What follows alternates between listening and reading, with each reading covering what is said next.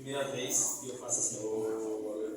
Mas eu creio que Deus tem a falar conosco nessa noite. Ezequiel 37, do 1 ao 14. Eu vou ler. Veio sobre mim a mão do Senhor, e Ele me fez sair no Espírito do Senhor, e me pôs no meio de um vale que estava cheio de ossos, e me fez passar em volta deles, e eis que eram muito numerosos sobre a face do vale, e eis que estavam sequíssimos. E me disse: Filho do homem, porventura viverá estes ossos? E eu disse: Senhor Deus, tu o sabes. Então me disse: Profetiza sobre esses ossos e diz-lhes: Ossos secos, ouvi a palavra do Senhor. Assim diz o Senhor a estes ossos: Eis que farei entrar em vós o Espírito e vivereis. E porei nervos sobre vós, e farei crescer carne sobre vós, e sobre vós estenderei pele, e porei em vós o Espírito, e vivereis, e sabereis que eu, o Senhor, então profetizei que eu sou o Senhor. Então profetizei como se me deu ordem, e houve um ruído, enquanto eu profetizava, e esse se fez reboliço, e os ossos se achegaram, cada osso ao seu osso. E olhei, e eis que vieram nervos sobre eles, e cresceu a carne, e estendeu-se a pele sobre eles por cima, mas não havia nele espírito. E ele me disse: Profetiza ao Espírito, profetiza, ó Filho do homem, e dize ao Espírito: Assim diz o Senhor Deus: Vem dos quatro ventos, ó Espírito, e assopra sobre estes mortos, para que vivam. E profetizei como ele me deu ordem. Então o Espírito entrou neles, e viveram, e se puseram em pé, um exército grande em extremo. Então me disse: Filho do homem, estes ossos são toda a casa de Israel. Eis que dizem: Os nossos ossos se secaram, e pereceu a nossa esperança. Nós mesmos estamos cortados. Portanto, profetiza e diz-lhes: Assim diz o Senhor Deus: Eis que abrirei os vossos sepulcros, e vos farei subir das vossas sepulturas o povo meu, e vos trarei a terra de Israel, e sabereis que eu sou o Senhor, quando eu abrir os vossos sepulcros, e vos fizer subir das vossas sepulturas, ó povo meu. E porei em vós o meu espírito, e vivereis, e vos porei na vossa terra, e sabereis que eu, o Senhor, disse isso, e o fiz, diz o Senhor. A igreja pode sentar.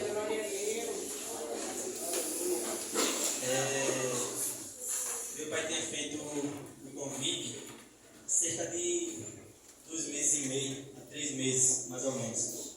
Me chamando para pregar. Aí eu disse: não, no culto domingo à noite não, vamos primeiro à consagração. E vim para a consagração. Graças a Deus tinha poucos irmãos, fiquei meio nervoso.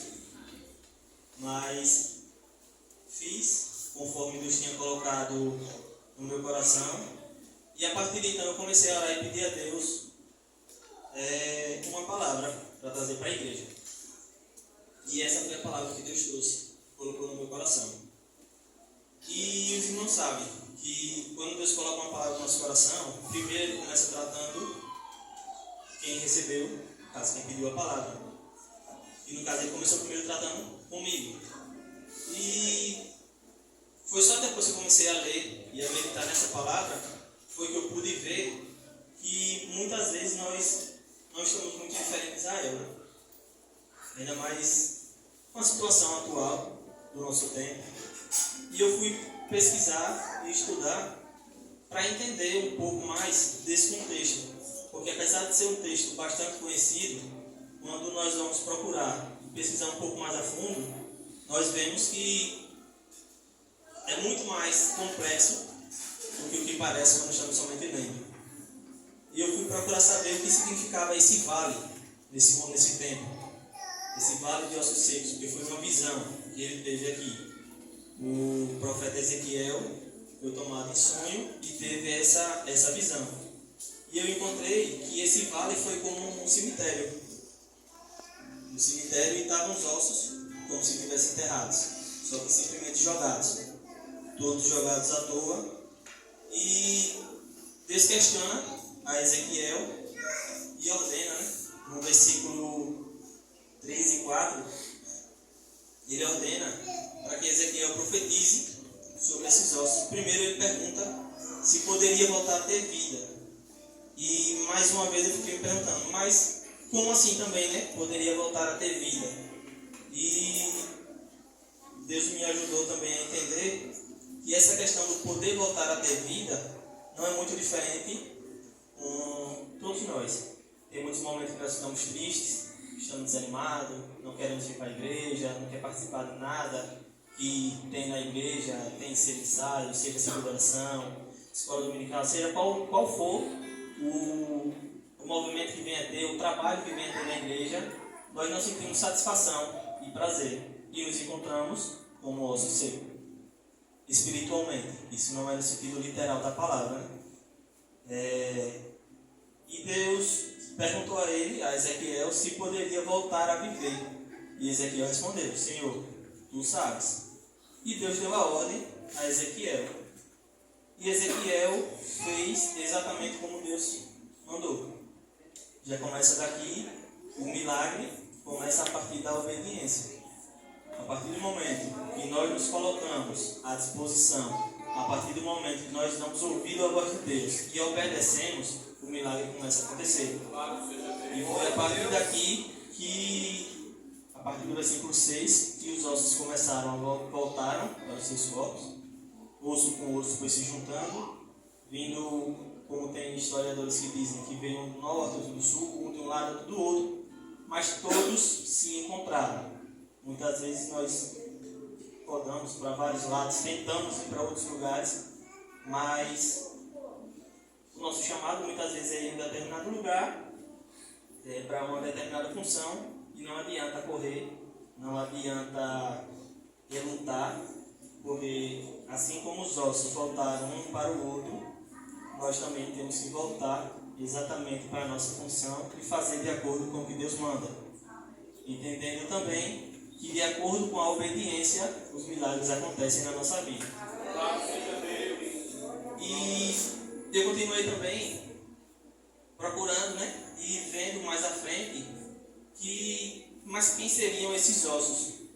E na passagem, por volta do versículo 11, mais ou menos, é onde Deus diz que esses ossos significavam a casa de Israel, que foi quando o reino do norte foi entregue, né, para sofrer devido aos seus pecados. Eles romperam a aliança que tinham com Deus, se entregando ao pecado, se entregando a tudo que não condizia com a palavra de Deus e com o que era para eles fazerem, né? Se dedicar na obra e fazer tudo de acordo com o que Deus tinha ordenado. E devido a isso, Deus entregou eles na mão dos seus inimigos e eles simplesmente começaram a se sentir como esses ossos secos. Começaram a se sentir mortos espiritualmente, não fisicamente, mas começaram a se sentir mortos.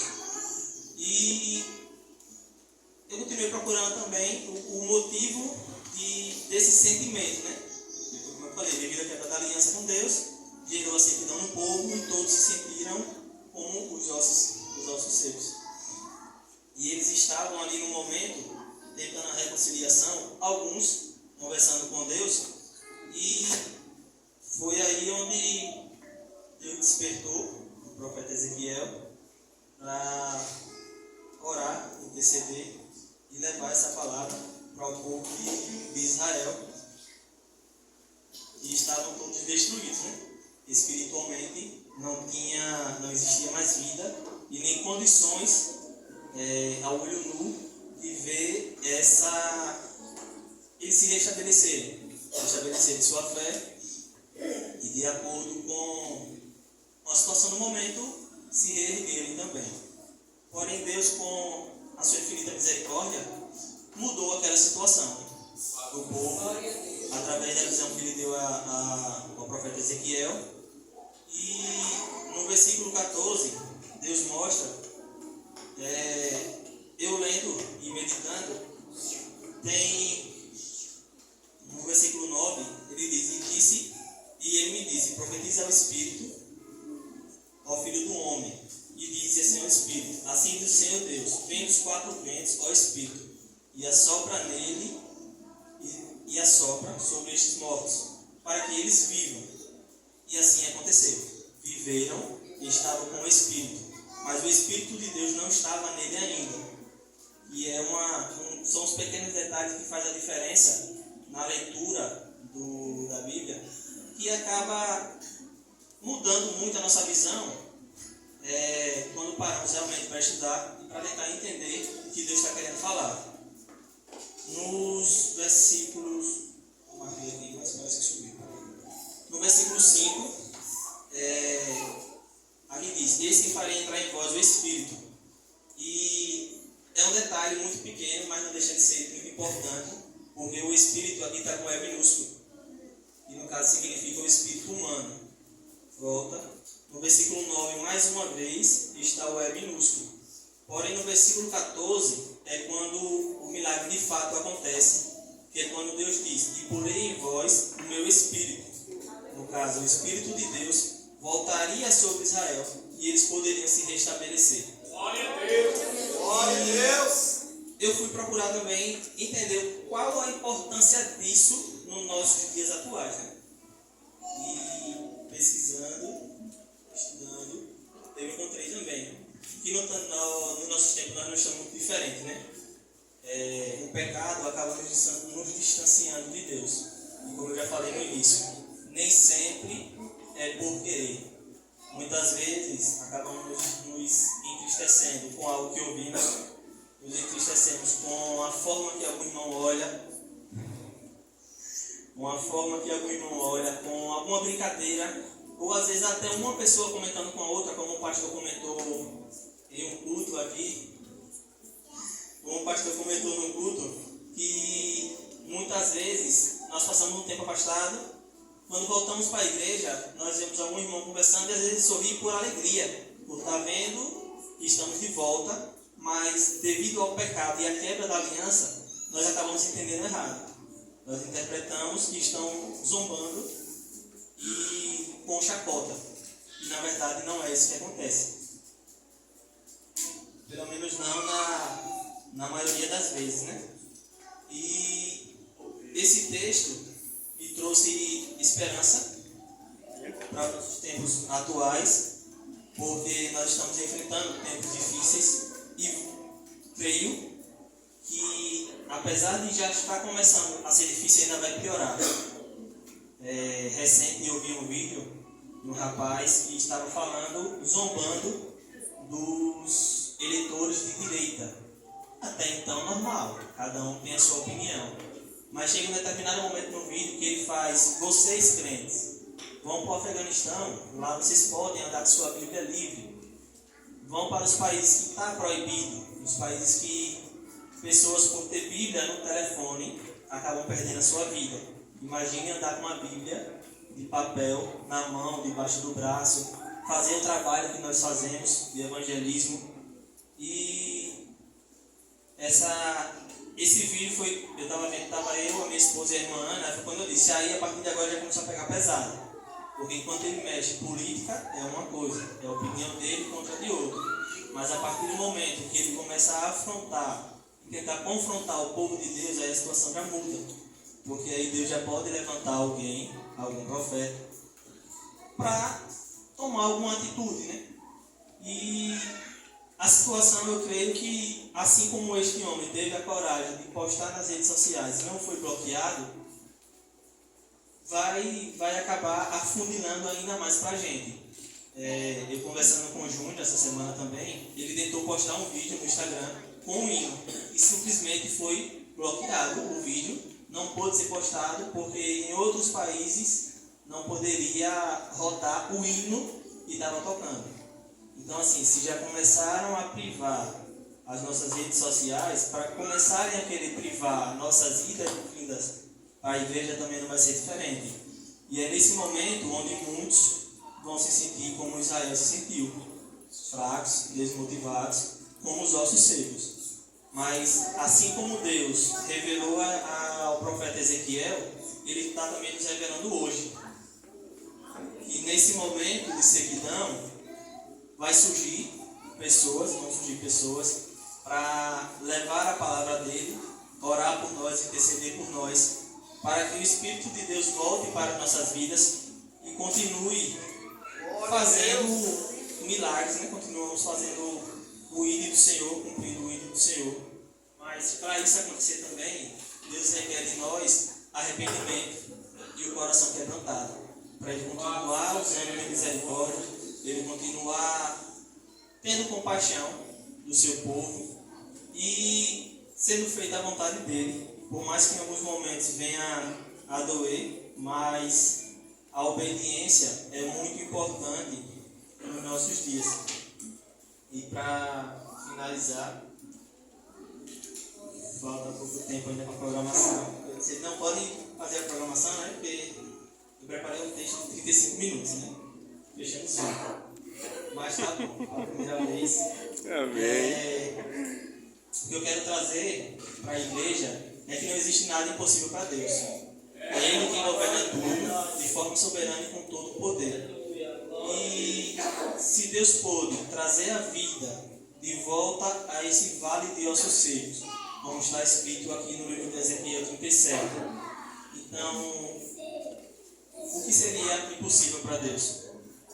Nada seria impossível para Ele. Muitas vezes nossa situação parece ser impossível, queremos algo, como eu já falei, tristeza espiritual, algum pecado que tenhamos cometido, e na nossa cabeça só passa que Deus vai simplesmente nos abandonar de lado.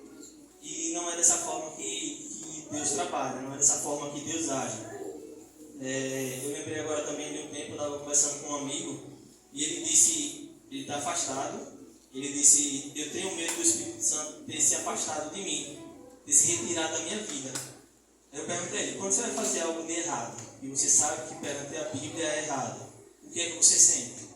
Ele disse, na hora me vem despertar de não fazer. Eu disse, então o Espírito Santo não saiu de você ainda. Porque a partir do momento que você sente esse incômodo de não cometer tal coisa, de não fazer determinada coisa, é o Espírito Santo que continua nos incomodando. E eu quero deixar para os irmãos, se Deus agiu no passado, Ele pode e Ele vai continuar agindo ainda hoje.